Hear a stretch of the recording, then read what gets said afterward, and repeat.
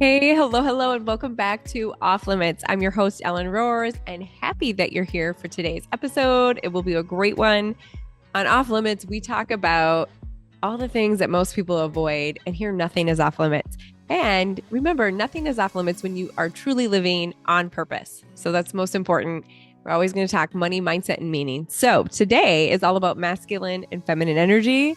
And one of my favorite topics, and really the reason that I started the Off Limits podcast, wanting to celebrate our masculine and feminine traits, differences, and it is a beautiful thing to be different. We'll get into it, but today it's been on my heart, and it's always on my heart, but honestly, this week has been really interesting. My nerves, my heart, I want to break it down, the masculine and the feminine energy in our culture. And when I'm talking about this too, this is in relationships, love, dating, friendships, and even job searches. You'll see where I go with this. So why women are tired, why men feel lost, and why connection between us has gotten so confusing. So I came across a really cool quote by Mike Radoor. It stopped me in my tracks, and I want to do this. I'm going to share it. So if you're watching on YouTube, you should be able to see it. Our generation of men and women is effed. I won't say the real word. Let's be real. The masculine feminine dynamic is off, and it's ruining modern relationships. Here's what we need to wake up to. And again, this is where I want to hear your opinion. And this is not all men and women specifically, it's just in general. So men aren't being men. They're passive, they're lost, they're afraid to lead. They've been told masculinity is toxic, so they gave up, and rightly so. I feel like we have kind of pushed men away from being traditional and being that modern gentleman. You know, I see a lot, especially when I was living out in Boston, men offering to hold the door. It didn't go over very well, or offering to lift a suitcase up onto the overhead in the airplane. I don't blame some of the men for just giving up. Women, on the other hand, were tired. They're over functioning, carrying everything, being the emotional rock, the planner, the provider, and the nurturer, all while being told they don't need a man. So it's kind of in their mind, like, who needs a man?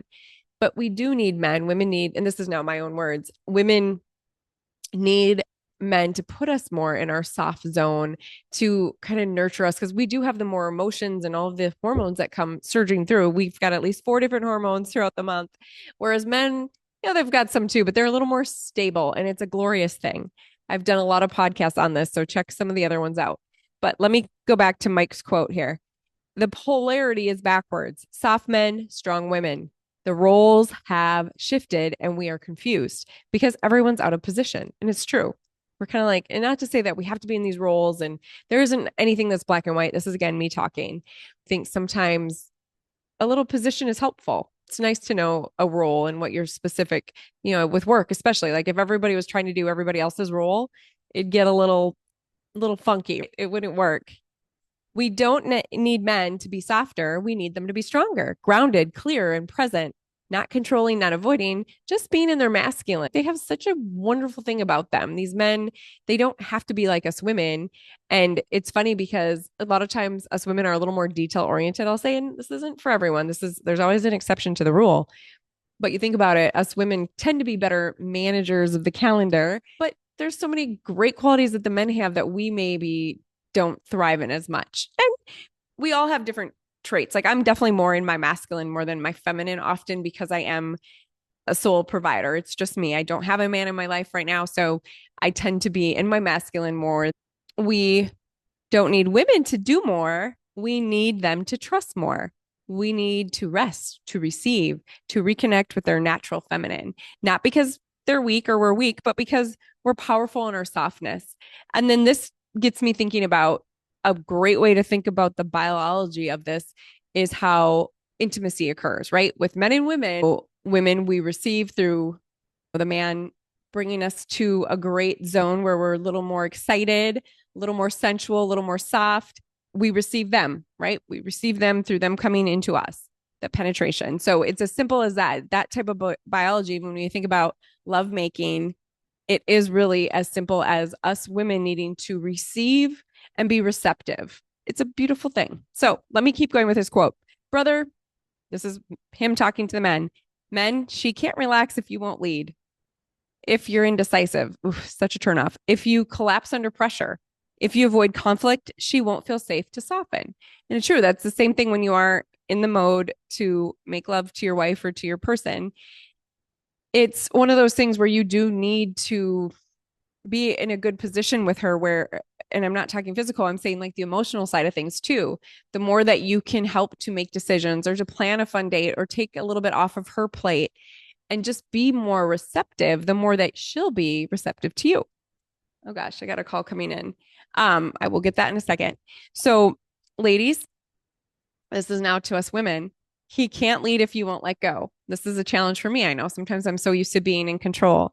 If you control every move, if you don't trust his decisions, if you're always in your masculine mode, which I definitely tend to be sometimes, like sometimes I even have a hard time if a man is just trying to be nurturing and sweet and kind of help me out with whether it's a car situation or some kind of advice, because I'm so used to taking care of things and I tend to not receive it as well. And I need to just let him lead and give him those kudos for being thoughtful and wanting to fix my problem because he's just wanting to help me out. And sometimes I can be, instead of being receptive, I can get a little more like, well, of course, in my mind, I don't say it to him, but in my mind, I'm like, well, I know that, but I don't.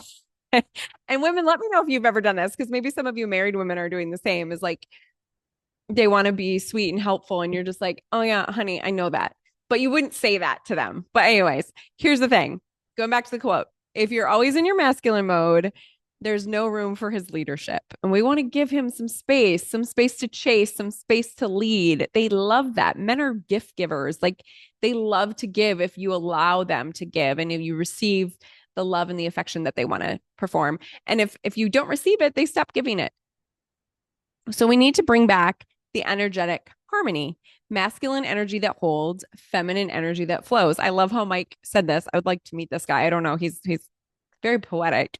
But yeah, masculine energy that holds, they hold that space, feminine energy that flows, and together will create something magnetic. The dynamic right now is broken. We don't need more political correctness. We don't. I'm sick of it. Like I even think about sometimes these bathrooms. I like it when it's a separate men and women because me being single, I think about this. If I'm going on a date with someone, I don't want to walk into the same bathroom as them. I want my own space to touch up my makeup or if I'm going to put some lipstick on. Okay, so let's go back to that. We don't need more political correctness. We don't need to try to sandwich us together because we are totally different, especially on the biology side. I did a podcast, I never posted it. The nurse in me, it's as simple as a catheter. If I'm going in to put a catheter in, I want to know, am I looking at a sausage? Is it going to be a penis or a vagina? Because it's totally different. It's much easier to put a catheter in a man than it is in a woman. You know, with a woman, it's a little bit different on the sterility of it, but that's the simplicity of it. It's just straight black and white sausage or a taco. Anyways, going back, women want to remember their feminine strength. That's where the real connection starts. The end of that quote. I know I threw a lot of my own in there. So sorry, Mike. That quote, what it told me is the dynamic is broken. It's a broken dynamic. And our generation of men and women, let's just say it's a little messed up. Men are struggling to be men. It's not all men, but I think there's a lot that comes into play too. The low testosterone, different stressors, not getting enough outdoor activity, grounding, so many things that help to build men's testosterone up.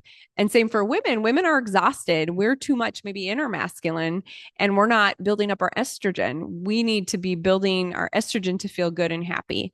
And so this whole polarity is broken. And when you break it down to the simple biology, it's a really simple thing to fix. But here's where we go. I want to say Mike is right. I believe he's right. Let me know if you disagree or if you agree to disagree. That's perfect too. I do believe men have been told that masculinity is toxic and they have given up. Women are told that they don't need a man, so they carried everything. The bills, the emotional weight, the family calendar, the nurturing, the providing, the planning, and now we're all out of position. And the result, the men collapse into softness, women armor up, and we do. And this is where I'm at right now. It's like you just armor up in your strength and nobody feels magnetic anymore. Think about magnets, they need opposites to attract. And when they're both doing the same thing, they repel each other. And I think we forget that, it is nice to have our polarity, our positive and our negative, and just to be able to come together because of that. And here's some real life examples for me. Like I have been feeling it everywhere this week. And that's why I thought this is the perfect podcast for me this week. Along in my dating relationships, my looking for jobs, and I'm just going to throw some out there. Let me know if you've got any. Hopefully, these are relatable to you. I'd love to hear your thoughts. Again, I saw it play out everywhere. I saw a woman holding the umbrella for a man. She was holding it over his head. I don't know. Maybe there's not judging. It's fine. I mean, I'm willing to help somebody out too. But I just thought, and it could have just been like a 5 minute thing that I saw them, but I just thought it was so interesting. And then I see another woman dropping a man off like he's fiddling with his phone. So all this like the women really nurturing the man more than the man. And I'm just in the traditional values, and not to say that we have to go there, but there is something nice about a man being able to support his woman and take care and take charge, because we are the feminine, more softer side. And not everybody's going to believe what I have to say, and that's okay. I just want to throw out my opinion, and I'd love to hear yours. So here's a couple examples of my own life. I have been interviewing like crazy, lots of interviews. I had a lot of really awesome jobs or opportunities on the table, and I was feeling so good. And then they just kind of kept dropping like flies, and it's very surprising. And this is even some women interviews I've had where they would be the manager, not hearing from them, kind of ghosting in a weird way. I feel like my dating life is easier than the job life. But one that I feel that this is probably the one I'm going to get, after some of the others even kind of fell off the wayside. I'd been through 6 interviews with this one, and is one of those where even with the manager, I had 3 with him and then 3 with others. It was panel interviews. I put a presentation together, a lot of thought, a lot of strategy, a lot of time, a lot of effort, a lot of energy. And they had said, well, we have a whole another group and I'm thinking, wait, so I just did this presentation and you still have multiple people that you're interviewing? Like, okay. I thought it was like maybe one of the top 1 or 2, but it sounds like they still had 3 or 4 that they were interviewing for my role. And so I checked in and sent another thank you email and followed up. And I thought, okay, well, I've sent everything that I can. I'm just going to wait to hear from them. So I didn't hear anything. And all of a sudden I see a post on LinkedIn with one of the gentlemen that got obviously my job. So I thought, well, shoot, I never even heard back from them after me asking, like, how'd the process go? I even sent a text because we'd been in text mode at this point. Nothing, like completely ghosted. And I asked a straight up question: how did the rest of the interview process go? Did you make your decision?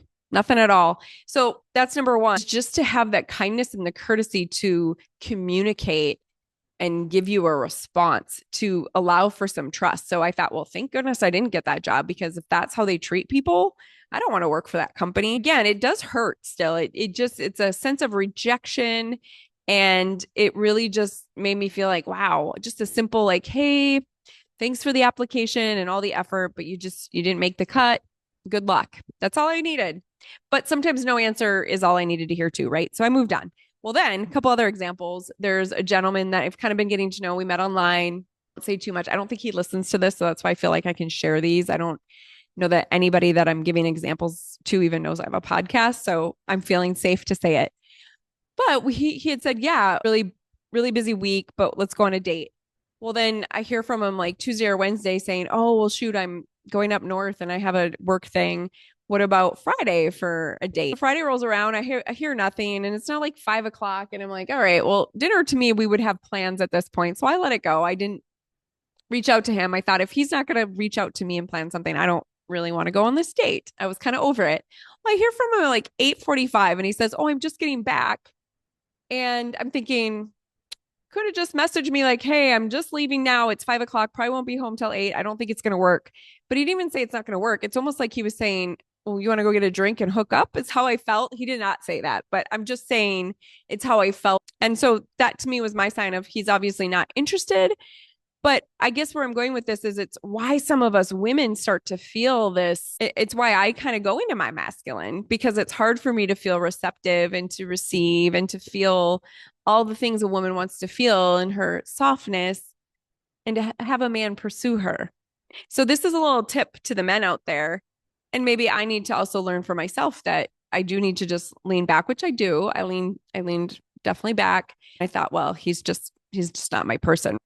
But then there are other gentlemen that will pursue me, and they do things to try to get my attention. Then it feels a little so without even meeting them, they're sending me selfies or asking for selfies, and just way too far ahead.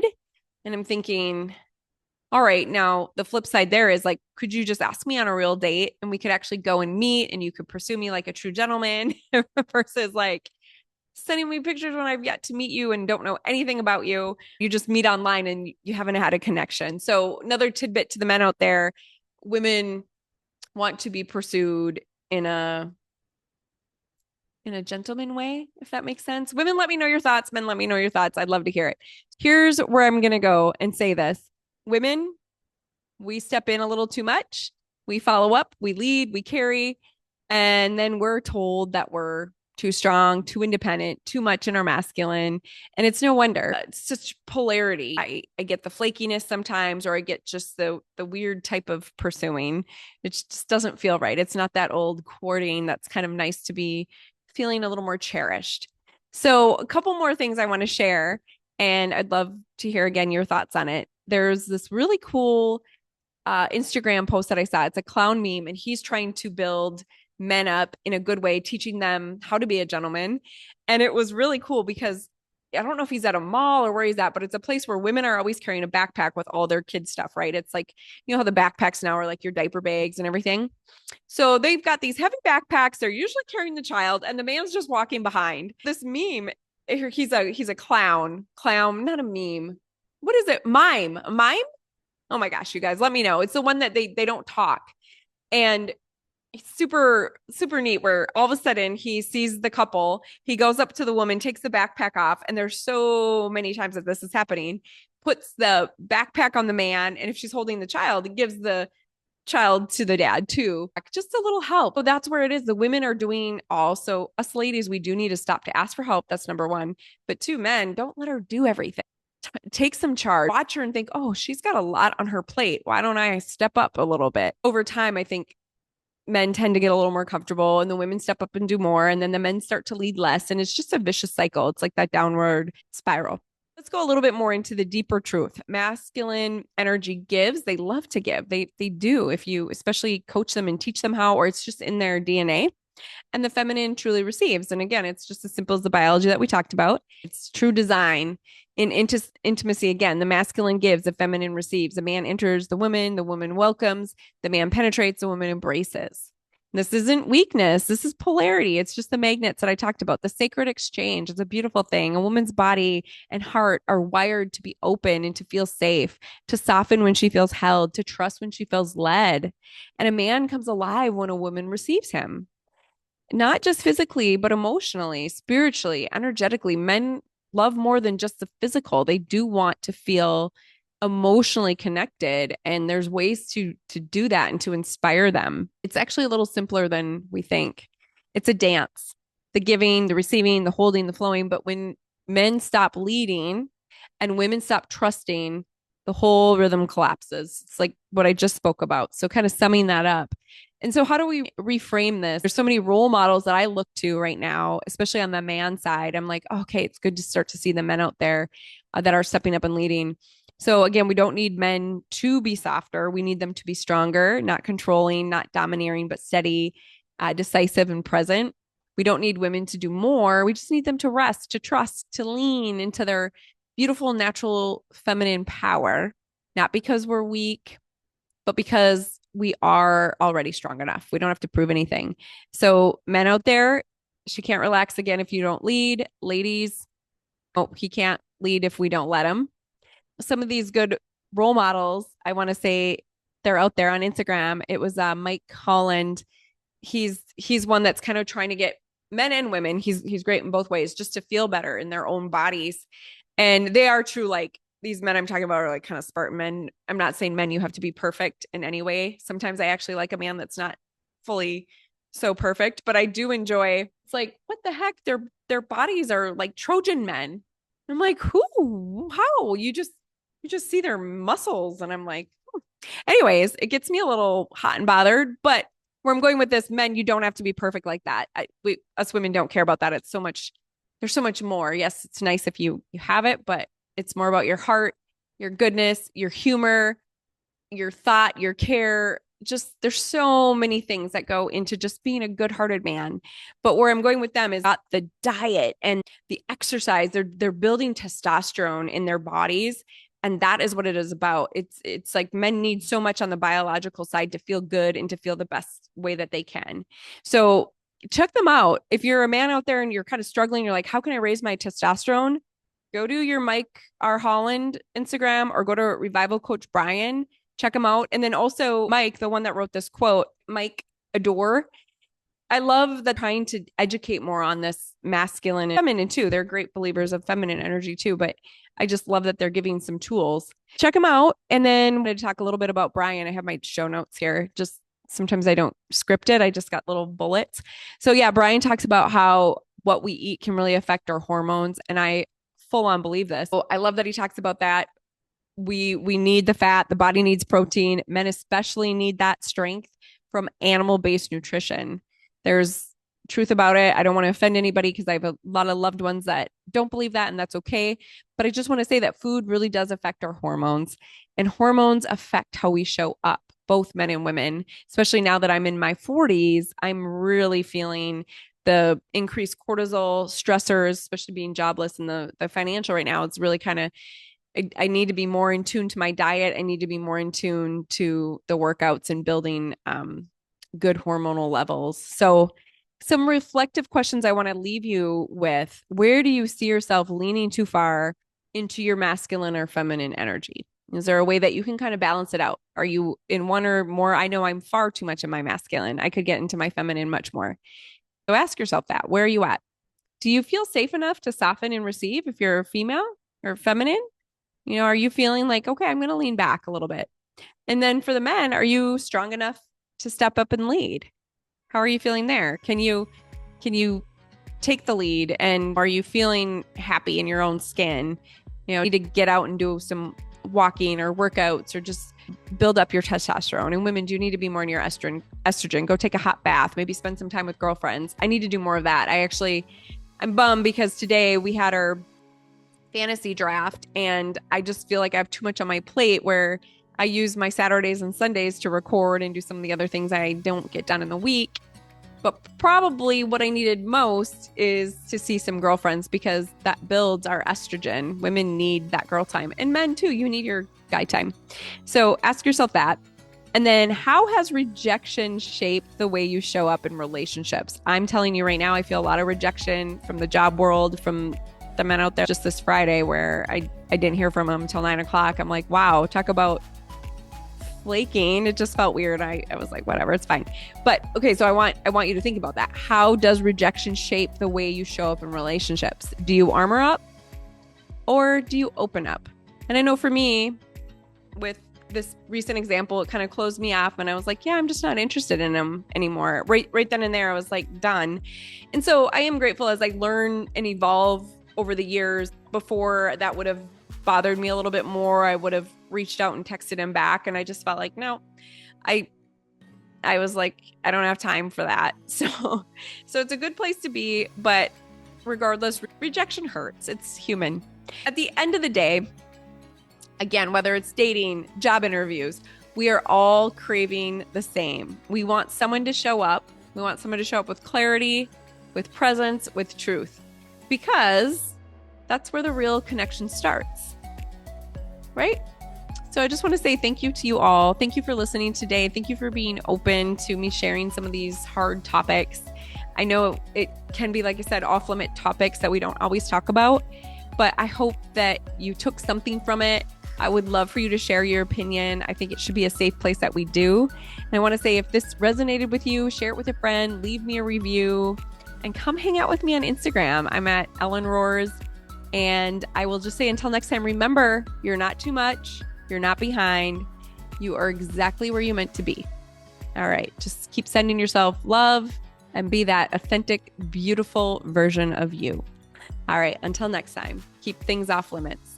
Sending you lots of love. Bye.